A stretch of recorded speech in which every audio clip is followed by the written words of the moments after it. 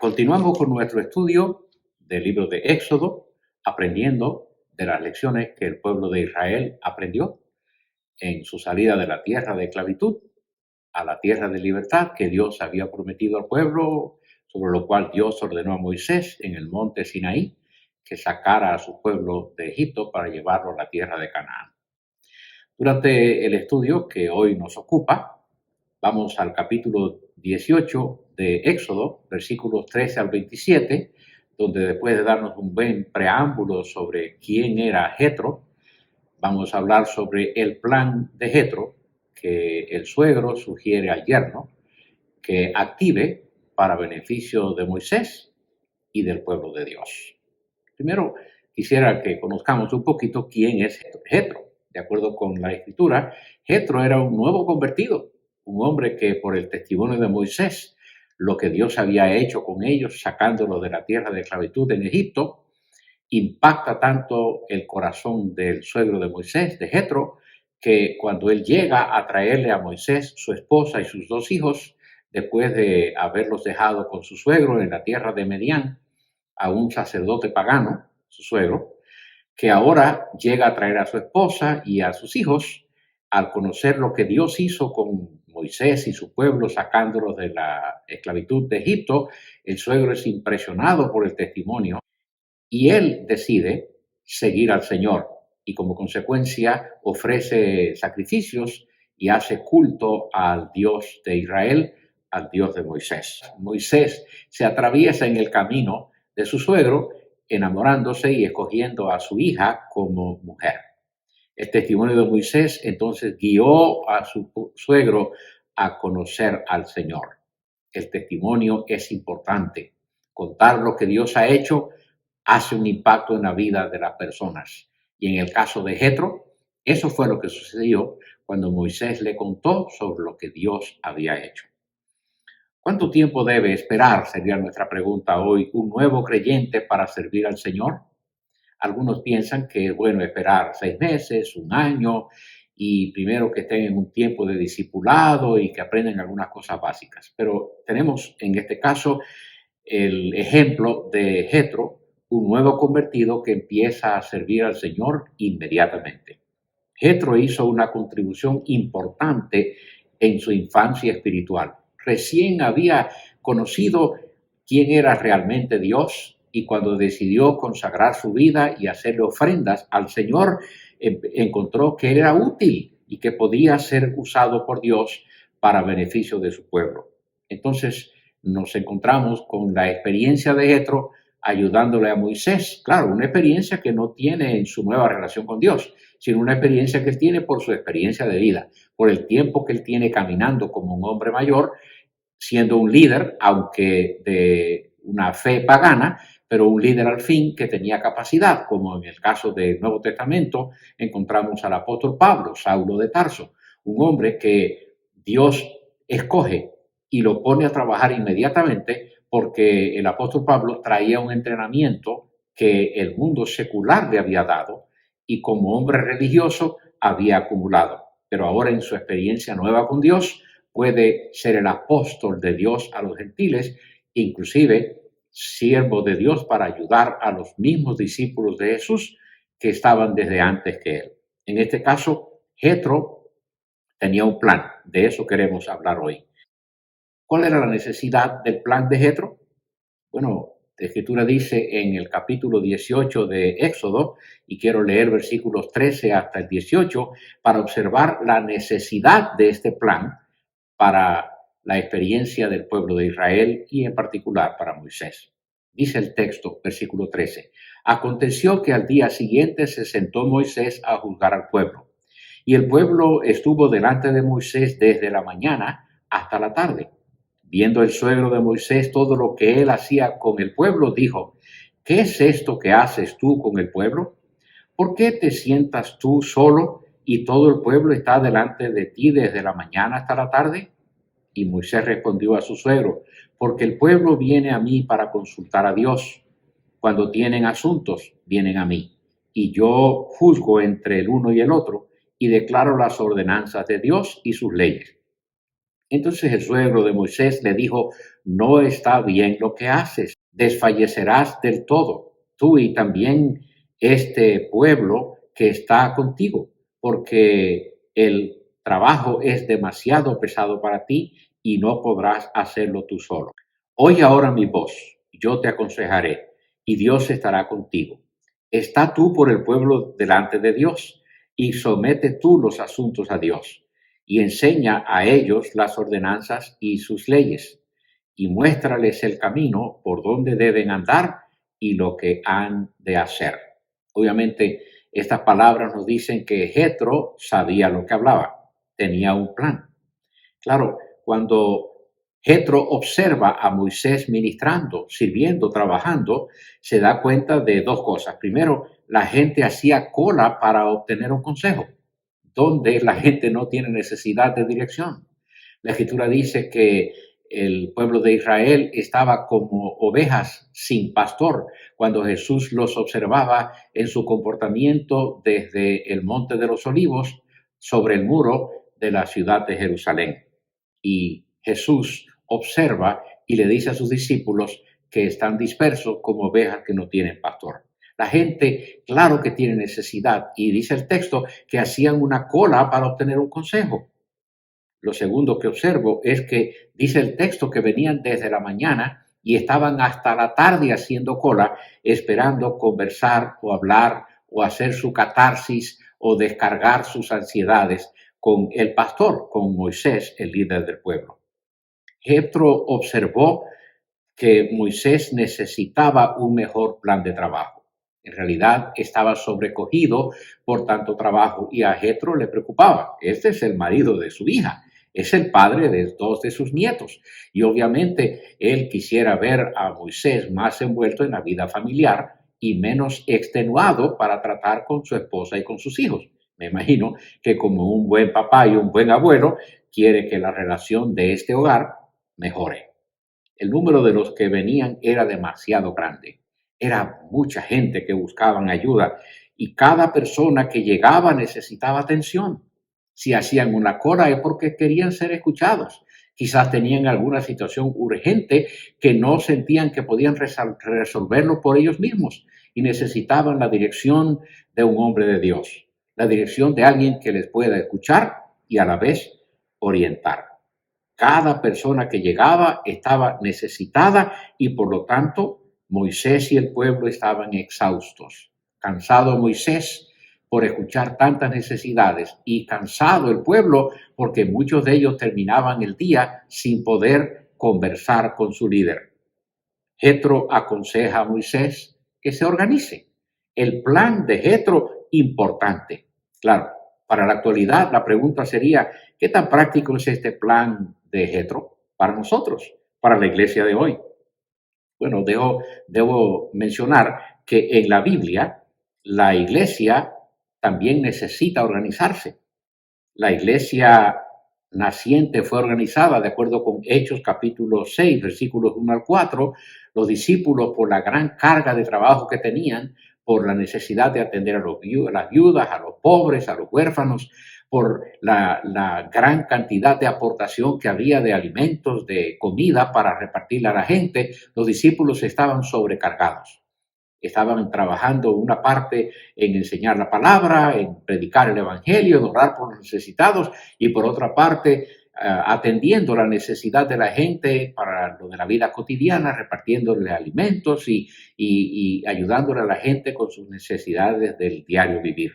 Como consecuencia, los discípulos decidieron nombrar a diáconos. La palabra diácono significa servidores, hacer el trabajo de servicio que tenía que ver con la vida cotidiana para aquellos nuevos seguidores del Señor. Y Hechos en el capítulo 6 nos habla cómo los discípulos nombraron entonces a diáconos que ayudaran, que comprendieran y que transmitieran a la vez mientras que servían al pueblo el amor y el cuidado de Dios. La Escritura nos habla de esto y dice que los líderes sobrecargados no son tan eficientes. Muchas veces nosotros estamos sirviendo al Señor ya con fuerzas que no tenemos, cansados y agotados, y puede ser que cuando alguien se acerca para pedirnos ayuda o para que les escuchemos, ya nosotros no tenemos la tolerancia, la capacidad de detenerlo para escuchar y razonar con la persona que se nos acerca. Las cargas se pueden llevar mejor cuando se comparten entre varios. La organización apropiada mejora nuestro alcance. Y eso es lo que el plan de Jetro le muestra a Moisés. Primero, que los líderes sobrecargados no son tan efectivos como pudieran ser. Segundo, que las responsabilidades cuando se comparten son más livianas y hacen más ligeras las cargas. Y tercero, que la organización apropiada mejora nuestro alcance. Claro, para hacer que este plan de Jetro funcionara, había que tomar en cuenta algunos consejos. Y mira lo que dice en Éxodo capítulo 18, versículos 21 hasta el 23. Además, escoge tú de entre todo el pueblo varones de virtud, temerosos de Dios, varones de verdad, que aborrezcan la avaricia, y ponlos sobre el pueblo por jefes de millares, de centenas, de 50 y de 10. Ellos juzgarán al pueblo en todo tiempo, y todo asunto grave lo traerán a ti. Ellos juzgarán sobre todo asunto pequeño, así aliviarás la carga de sobre ti y la llevarán ellos contigo. Si esto hicieres y Dios te lo mandare, tú podrás sostenerte y también todo este pueblo irá en paz a su lugar. ¿Te diste cuenta lo práctico del consejo del suegro al yerno? Bueno, lo que Jetro está diciendo es que si Moisés se organiza y envuelve a otros, todo va a funcionar mejor y va a haber mejor atención a las necesidades del pueblo. Por otro lado, la pregunta sería, ¿pero cómo se hace para que este plan funcione? Jetro está haciendo una buena sugerencia. Primero, consíguete hombres capaces de comprender y de transmitir la palabra de Dios. Ellos van a hacer lo que estaba haciendo Moisés hasta ahora, sentarse con gente del pueblo y escuchar sus necesidades. A veces en el ministerio nos hacemos la idea, sin que esa sea nuestra intención, por supuesto, porque no creo que es un mal intencional, pero nos hacemos la idea que si no lo hago yo, no funciona. Si no lo hago yo, no va a estar bien. Si no lo hago yo, la gente no va a acudir a buscar ayuda. Pero poco a poco la gente va a aprender que hay otros, aparte de mí, del pastor principal, del líder de la iglesia, que también son puestos por mí, ordenados por mí, a quienes yo respeto y admiro, que son puestos allí para atender sus necesidades. El consejo de Jetro le dice a Moisés que busque a hombres capaces. Hombres capaces, es muy importante. Hombres temerosos de Dios, dice el texto, hombres de fe. Cuando yo leo la palabra de Hebreos en el capítulo 6, versículo 11, dice que sin fe es imposible agradar a Dios. Y los que buscan de Dios deben creer que existe, que le hay y que Dios recompensa, que es galardonador de los que le buscan. El consejo de Jetro dice que sean hombres que temen a Dios, que creen en Dios, hombres de fe. También dice en su consejo que sean hombres de verdad, que hablan, en el caso del apóstol Pablo a la iglesia de Éfeso, que hablan la verdad en amor. Dice la Escritura que cuando elegimos a una persona que conoce la verdad y ama la verdad, cuando ellos escuchen una necesidad, van a hablar la verdad, pero en amor. No van a pisotear, ni a ultrajar, ni a humillar a nadie. Y Jetro aconseja a Moisés que estos hombres sean hombres de verdad. No está poniendo en duda su hombría, sino está hablando del carácter moral de estas personas que van a cargar junto con Moisés la carga de este pueblo. Dice la Escritura en la palabra del apóstol Pablo cuando le escribe a Timoteo que sean hombres que detestan la avaricia. Pablo dice que raíz de todos los males es el amor al dinero. Y una de las cosas que tenemos que resolver entre los que aportan su vida para servir al Señor y a su pueblo es que nuestro móvil, que nuestro motivo no sean ganancias personales o ganancias de dinero, que nuestro motivo para servir sea realmente el amor al prójimo y nuestro amor y obediencia a Dios. El apóstol Pablo habla de el amor al Señor y el amor a su servicio y a la iglesia antes de todas las cosas. En algunos casos encontraríamos que hay ciertos requisitos que son explícitos en la Biblia, inclusive en el Nuevo Testamento, para las personas que se acercan a servir a Dios. Cuando los discípulos deciden incluir a un equipo de personas que les ayuden para el servicio a Dios y al pueblo, capítulo 6 de Hechos dice en el versículo 5 que habían 3 características que debían buscar en estos nuevos diáconos o servidores para la iglesia. Primero, que fueran hombres de integridad.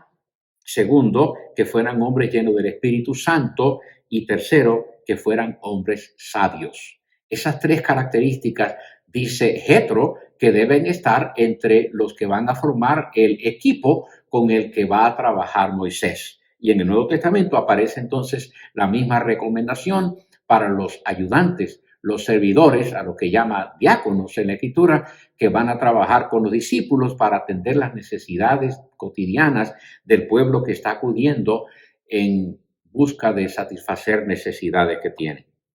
Claro, si entonces queremos hacer que funcione el plan de Jetro, tenemos que tener estas 3 características en las personas que sirven. Hombres capaces, hombres temerosos de Dios, hombres de verdad. En la versión del Nuevo Testamento, hombres con integridad, irreprensibles, hombres llenos del Espíritu Santo y hombres sabios. La bendición que trajo el plan de Jetro cuando entró en acción, mira lo que dice el texto en el versículo 24-27. Y oyó Moisés la voz de su suegro e hizo todo lo que dijo.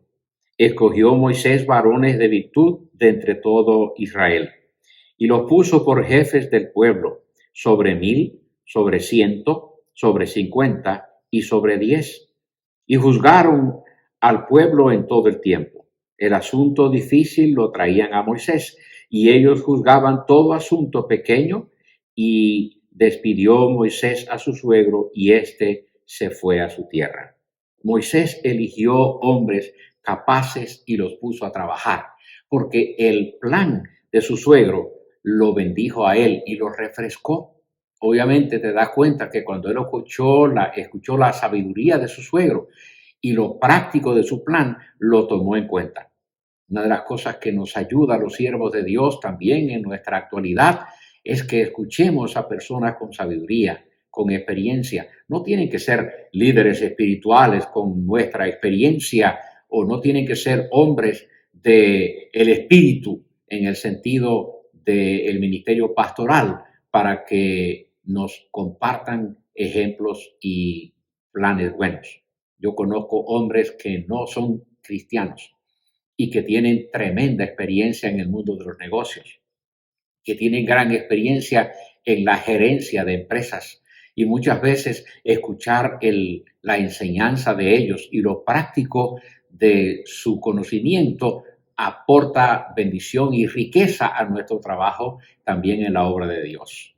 La sabiduría y el conocimiento viene de Dios y hay personas sabias en este mundo que no son religiosos, que no están dentro de nuestras instituciones, pero que si ponemos atención, también ellos tienen conocimientos de cosas que aportarían descanso y funcionabilidad para nuestro trabajo ministerial.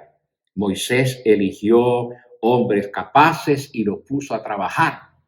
¿Sería que ya Jetro había experimentado esto antes en su trabajo administrativo como uno de los sacerdotes de Medián, cuando él no era un hombre que creía en Jehová, el Dios de Israel? Pero ahora, como nuevo convertido, él se da cuenta que experiencias que él ha tenido antes pueden aportarse para enriquecer y mejorar el trabajo de este siervo de Dios. La Escritura dice que Moisés entonces eligió a 4 grupos de personas para liderar o para dirigir al pueblo. La Escritura dice primero que puso gobernantes de a miles, hombres con la capacidad de dirigir a miles de personas.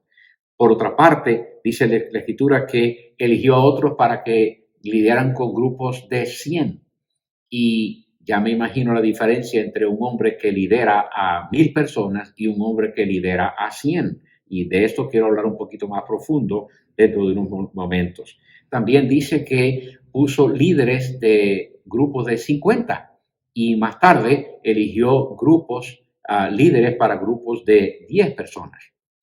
Y algunos dirían, wow, entonces yo quisiera ser un líder de 1000. Bueno, déjame decirte que muchas veces para dirigir a 1000 no es tan difícil como trabajar con 10, porque te has dado cuenta de cómo opera el sistema de educación especial en los sistemas de educación secular. Un maestro de educación especial puede tener en su aula 4 estudiantes, mientras que uno de educación regular puede tener en su aula a 40 estudiantes. ¿Por qué uno puede enseñarle a 40 y otro solamente le enseña a 4? Porque las necesidades son diferentes. Y el maestro de grupos especiales o el maestro de estudiantes que tienen necesidades especiales tiene que tener más preparación. Después que tú terminaste tu educación como maestro normal, tienes que tomar cursos adicionales para ser un maestro de educación especial, porque ahora tienes que conocer a los niños especiales, a los niños que tienen retos más grandes. Y para eso tienes que prepararte, educarte para poder atenderles. Entonces, el que dirigía grupos de 10 no era menos capaz que el grupo que dirigía a 1000. Posiblemente el del grupo de 10 tenía que tener más entrenamiento y la capacidad de estar mucho más de cerca de las personas que tenían necesidades. La Escritura dice que estos juzgaban los casos del pueblo continuamente, ya sea el que atiende a miles, obviamente no podía atender gente con problemas tan graves como el que atendía a 100 o 50 o el que atendía a 10. Pero la gente tiene diferentes grados de necesidad y Moisés toma el consejo de su suegro y entonces divide la carga en base a las necesidades de los grupos. Y la Escritura dice que estos juzgaban continuamente, estaban todo el día y toda la tarde atendiendo las necesidades del pueblo. Claro, el que atendía a 1000 posiblemente no los atendía a todos el mismo día. Tenía que atender quizás 8 o 10 hoy, 8 o 10 mañana, pero estos tenían menos necesidad de frecuencia de ayuda. Y el que atendía a 10 posiblemente tenía que atenderlo 2 o 3 veces por semana, porque su necesidad era más grande o más urgente y había que supervisarlos en el proceso. En los casos más difíciles traían a las personas a Moisés. Cuando ya yo me doy cuenta que estoy limitado en mi capacidad para atender la necesidad de un necesitado, tengo que hacer la referencia. Tengo que reconocer que llegué a mi tope, a mi límite y que de aquí en adelante tiene que ser otra persona. Obviamente la persona que está para esto sería entonces Moisés. De modo que el que dirigía a 50, el que dirigía a 100, el que dirigía a 10 o el que dirigía a 1000, de pronto se encontraba con una necesidad que está fuera de mi capacidad o que ya yo siento que no tengo la prudencia para dirigir.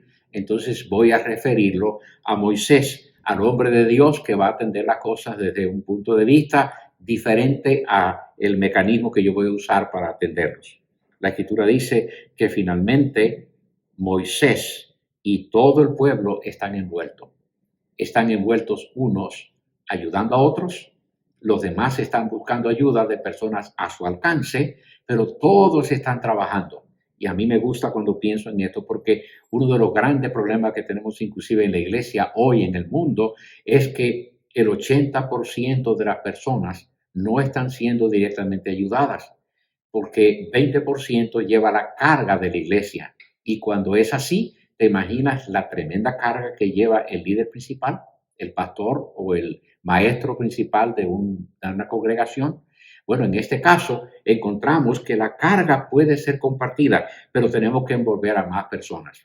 El grave problema de la mega iglesia, donde la gente está totalmente distante, no tienen acceso a ayuda directa, porque hay muy pocos envueltos. Sí hay más dinero, pero no hay más recursos humanos para ayudar a humanos.